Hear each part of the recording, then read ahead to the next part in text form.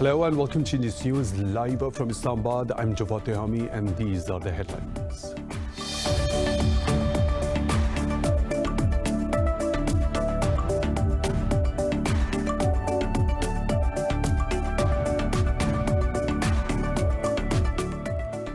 The Taliban have accused the Afghan government and the United States of violating the Doha peace deal. They say the US airstrikes continue despite a significant reduction in violence by the group. The Taliban also urged all the parties to fulfill their commitments instead of resorting to provocative actions.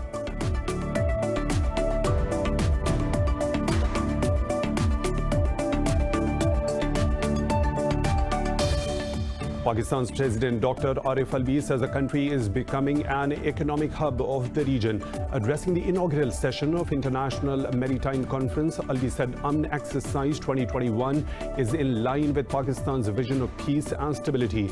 Meanwhile, Naval Chief Admiral Amjad Khan Niazi said the China-Pakistan Economic Corridor will stimulate regional economic transformation.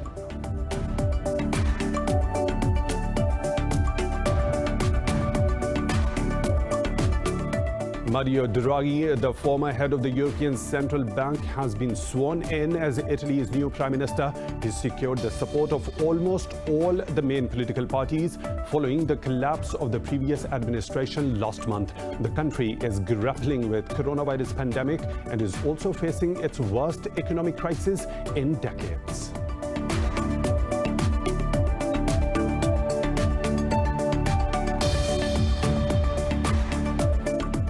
The UN rights body has unanimously adopted a resolution on Myanmar calling for the restoration of the democratically elected government. It added that all those detained arbitrarily, including State Councillor Aung San Suu Kyi, must be immediately and unconditionally released. Thousands have taken to the streets across Myanmar for the 8th straight day to protest against the military coup.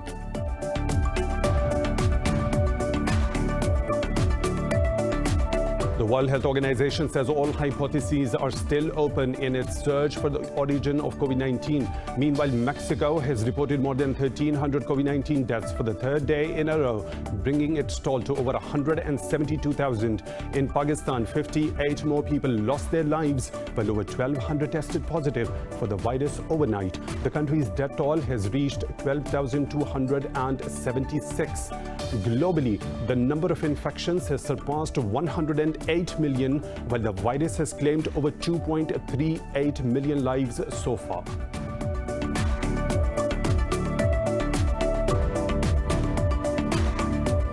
And in cricket, South Africa are chasing a 145-run target against Pakistan in the second T20 at Lahore's Gaddafi Stadium. Mohammad Rizwan top scored with 51 runs, while Dwayne Pretorius took 5 wickets for the Proteas. Pakistan lead the 3-match series 1-0.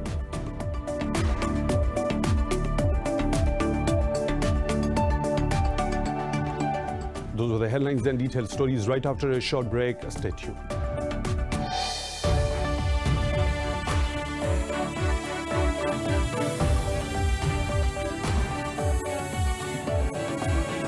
Welcome back, and now with the news in detail. The Taliban have accused the United States of violating the Doha peace deal. In a statement, they said US airstrikes continued despite a significant reduction in violence by the group. They also called out the Afghan government for killing civilians.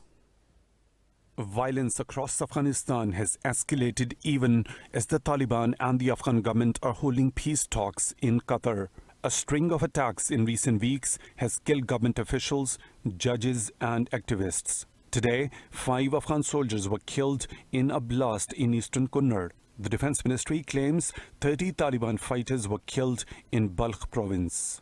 This comes only 2 days after the Taliban accused Kabul of killing 22 civilians in the past 2 weeks. Both the US and the Afghan government have largely blamed the Taliban for the surge in violence.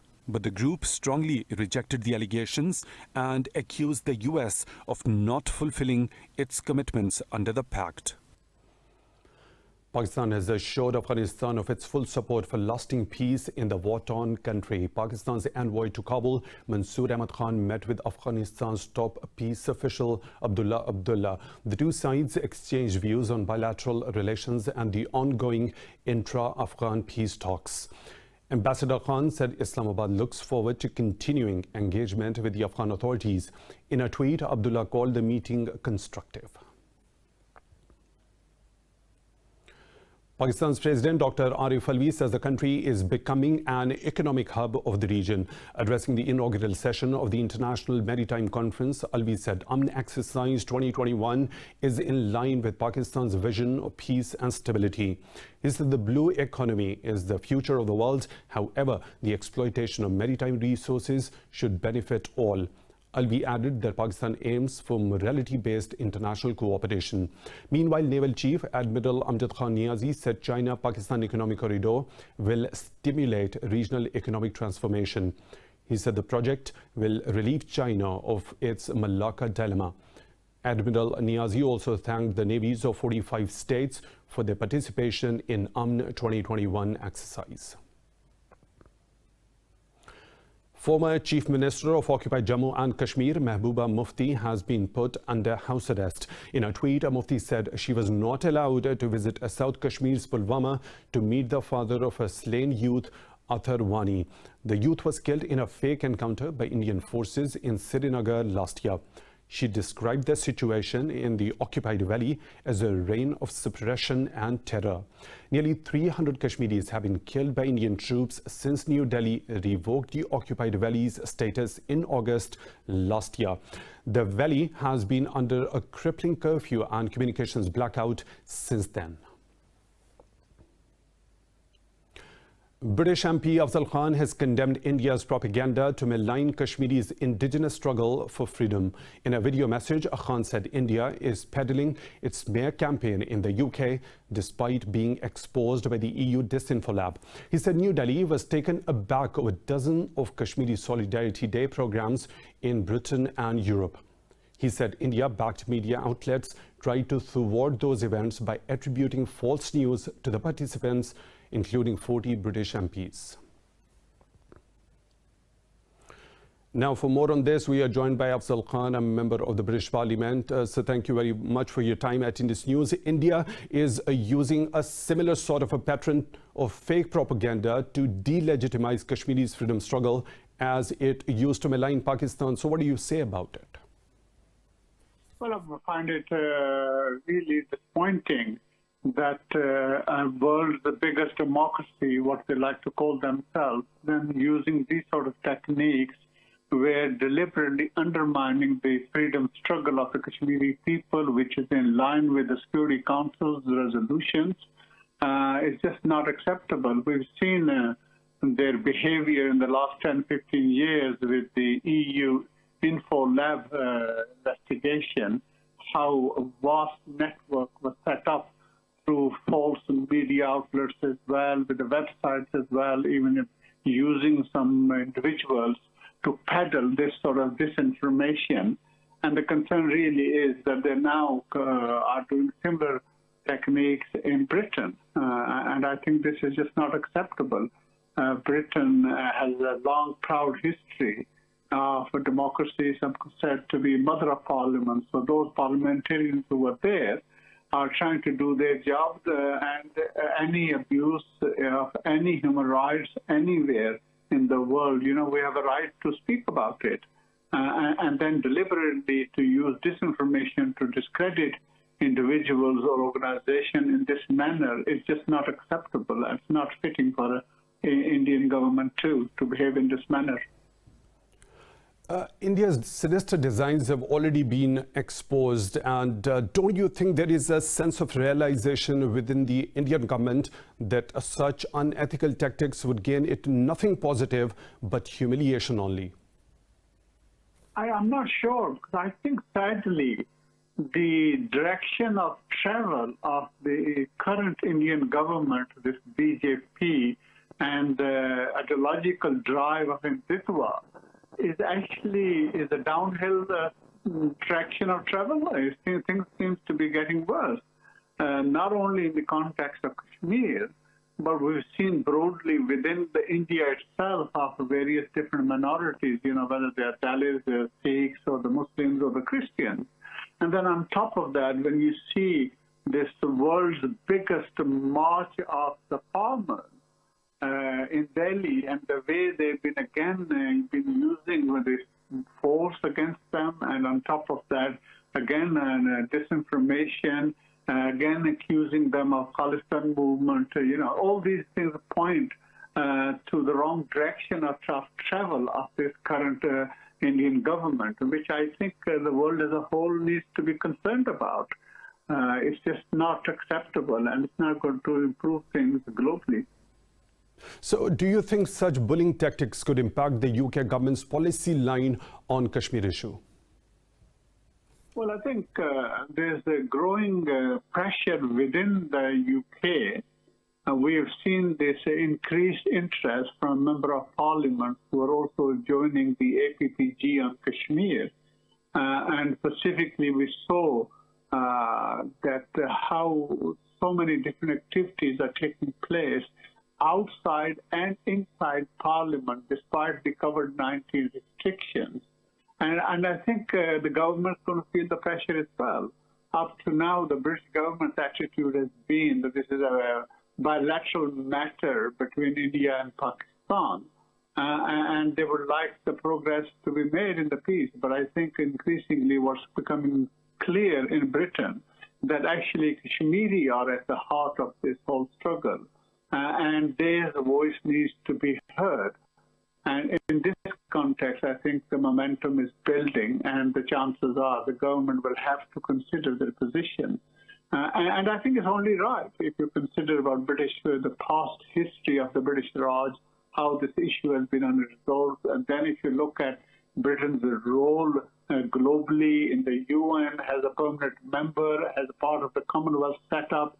So all these things, and including millions of Pakistani, Kashmiri, and Indians who are British now, but who are actually directly connected through heritage with that part of the world, who would be keen to see progress, keen to see peace progressing in South Asia, so that the whole Asia can deal with the issue of prosperity, because there is so much poverty. In India itself, almost 500 million people are needing help. So I think there is a logic to this, and there is a momentum building. And we want to see a change and improvement happening in the world. Mr. Afsal Khan, a member of the British Parliament, thank you very much for talking to Indus News.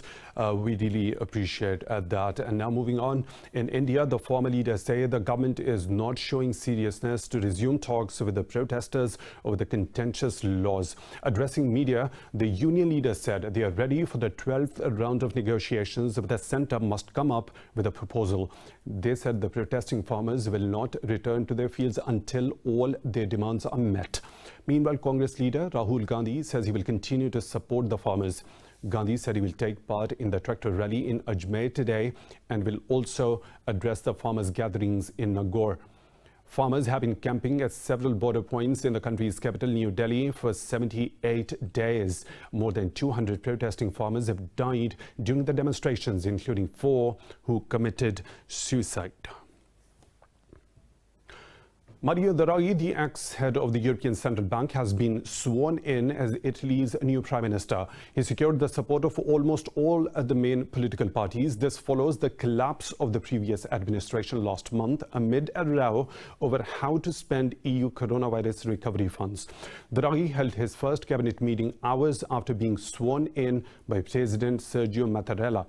The cabinet involves a mix of technocrats and politicians from his broad coalition. Draghi's government will now face a confidence vote next week, a formality given its cross-party backing. Italy is grappling with the coronavirus pandemic and is also facing its worst economic crisis in decades. The UN rights body has unanimously adopted a resolution on Myanmar calling for the restoration of the democratically elected government. The resolution read, all those detained arbitrarily, including State Councillor Aung San Suu Kyi, must be immediately and unconditionally released.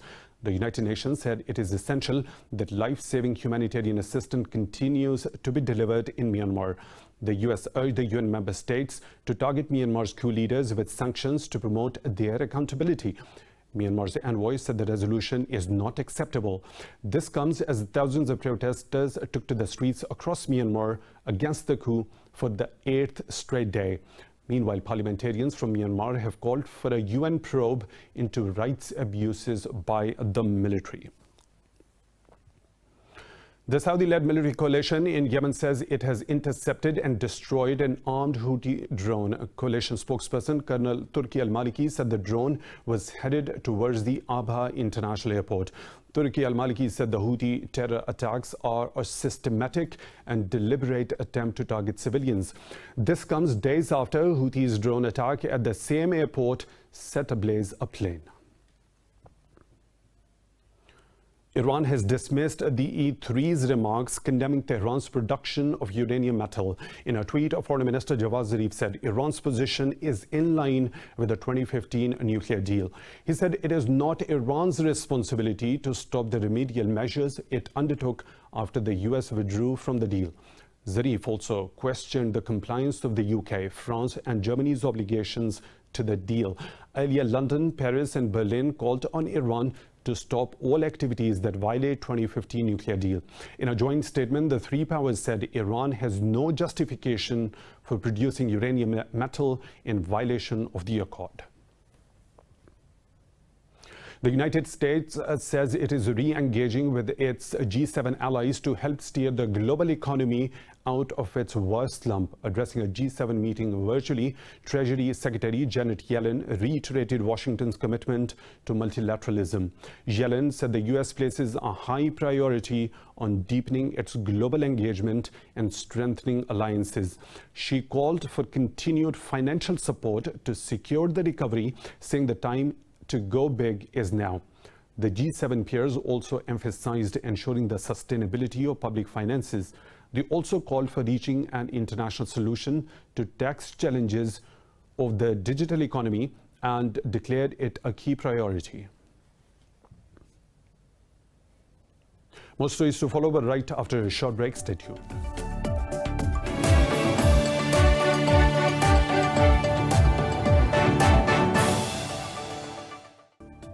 Welcome back. The World Health Organization says all hypotheses are still open in its search for the origins of COVID-19. Meanwhile, Mexico has reported more than 1,300 COVID-19 deaths for the third day in a row, bringing its toll to over 172,000. Globally, the number of infections has surpassed 108 million, while the virus has claimed over 2.38 million lives so far. More in this report.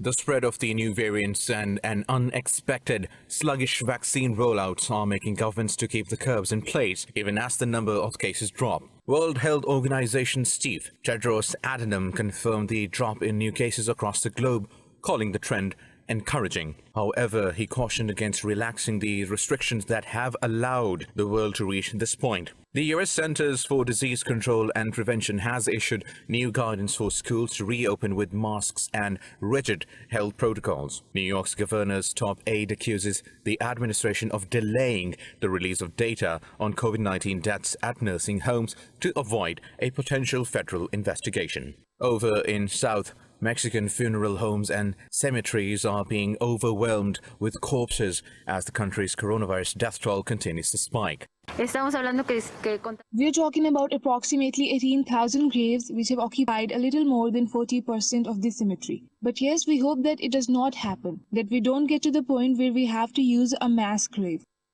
Italy is extending its travel ban between regions by another week, while Portugal is set to extend its border controls until March. France's health authority has become the first to recommend that only one dose of the vaccine can be administered to people already infected. In the United Kingdom, the reproduction number of R value of the virus has fallen below 1 for the first time since July. The lower house of the parliament in the Czech Republic has refused to extend a state of emergency as the country deals with a highly contagious variant. It certainly is about the British variant. What percentage of the variant has gone through the population of the Radek-Kralova region, and what we can expect if a majority of the population has already had it. Thank God, and maybe the number of cases will decrease with time. If not, then the situation can become very dramatic. Australia's state of Victoria has entered a 5-day lockdown as authorities race to prevent a third wave sparked by the variant first found in the UK. Meanwhile, a new study by the Cleveland Clinic team found that vitamin C and zinc do not do anything to help coronavirus patients. In Pakistan, 58 more people have lost their lives to COVID-19, raising the death toll to 12,276. The Health Ministry says 1,262 people tested positive for the virus overnight. The ministry said the total number of cases detected in the country has crossed 561,000.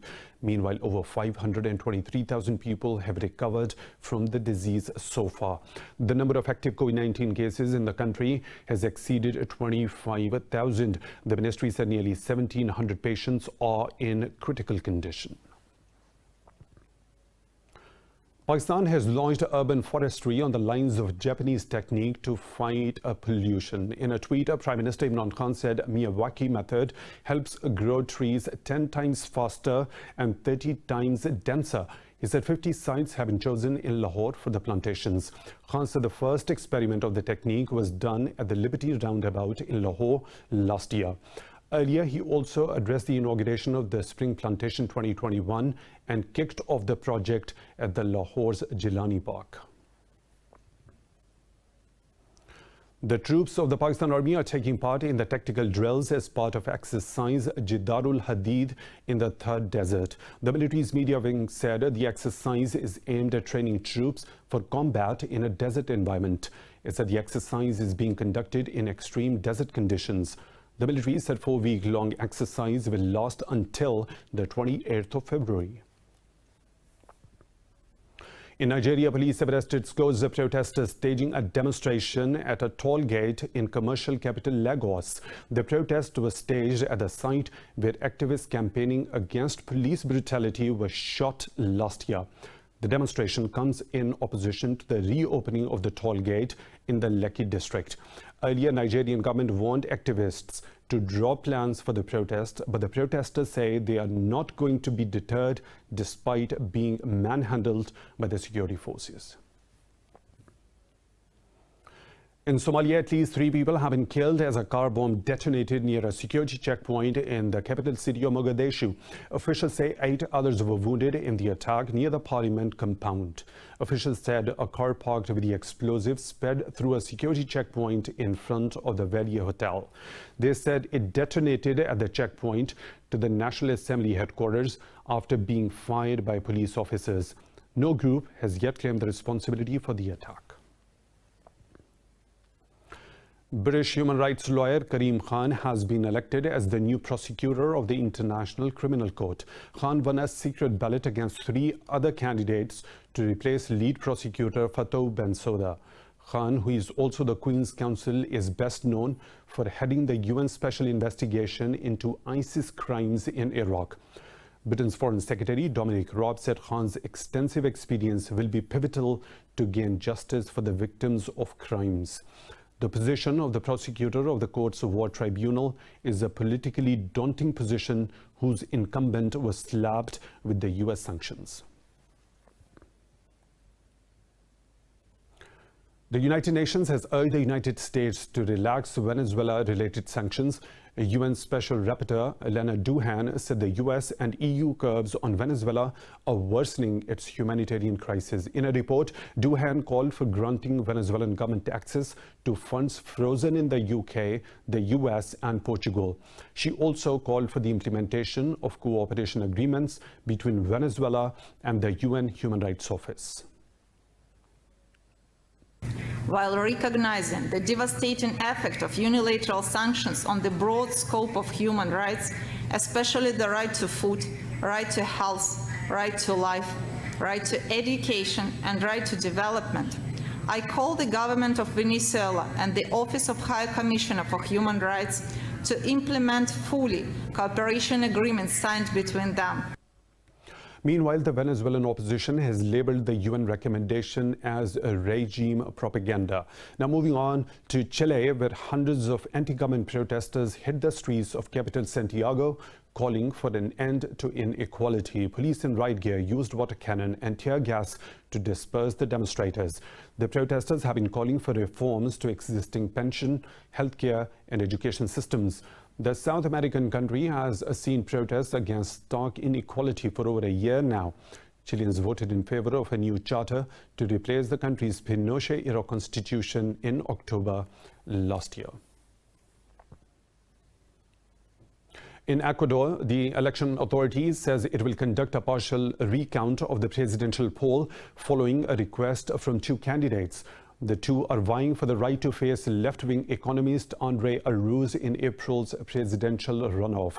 Elections Council President Diana said a recount will be carried out in Guayas province, where the outcome was strongly questioned. In a statement, Diana said 50% of the vote in 16 other provinces will also be reviewed. She added the final results will be announced after the completion of the review process, which is a part of the electoral package. It's time for a short break. We'll be back with more stories, and stay tuned.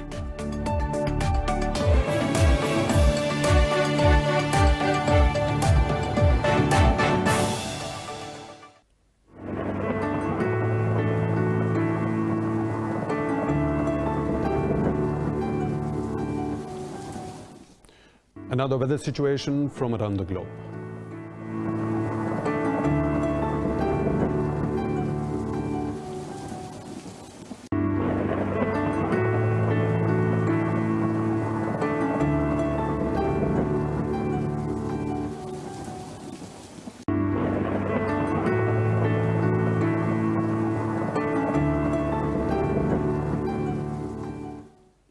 And that's all for now. For further updates, you can follow us on social media at Indus News.